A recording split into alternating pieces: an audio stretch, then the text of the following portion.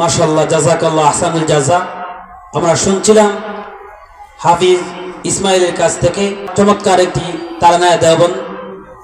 সম্মানিত উপস্থিতি, এখনই গুরুত্বপূর্ণ আলোচনা পেশ করবেন আন্তর্জাতিক মুফাসসিরে কোরআন, বিশিষ্ট আলেমে দ্বীন হযরতুল আল্লাম হযরত মাওলানা মুফতি সিরাজুল ইসলাম মিরপুর হুজুর দামাত বরকাতুহুম।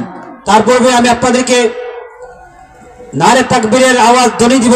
আপনারা আমার তাকবীরের সাথে আল্লাহু আকবার তাকবীর বলবেন, কারণ অনেকে ভাবতেছে পিন্ডালের মধ্যে মনে হয় মানুষ 2-4 জন। আমরা যেন পিন্ডালের মধ্যে অনেক আছি, হয়তো অনেকে ভাবতেছেন পিন্ডালে হয়তো লোক সকল কম।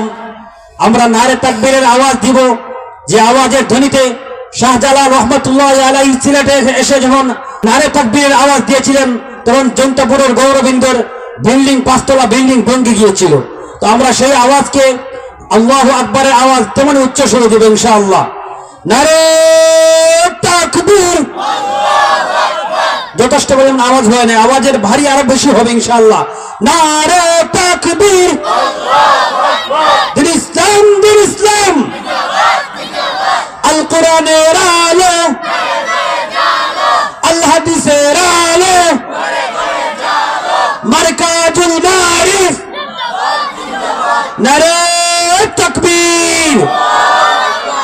সম্মানিত উপস্থিতি, এ পর্যায়ে আপনাদের সম্মুখে মানবতার মুক্তির সনদ মহাগ্রন্থ আল কোরআন থেকে গুরুত্বপূর্ণ নসিহত পেশ করবেন আজকের এই ওয়াজ মাহফিলের প্রধান বক্তা, বিশিষ্ট আলেমে দ্বীন আন্তর্জাতিক মুফাসসিরে কোরআন হযরতুল আল্লাম হযরত মাওলানা মুফতি সিরাজুল ইসলাম মিরপুর হুজুর দামাত বরকাতুহুম।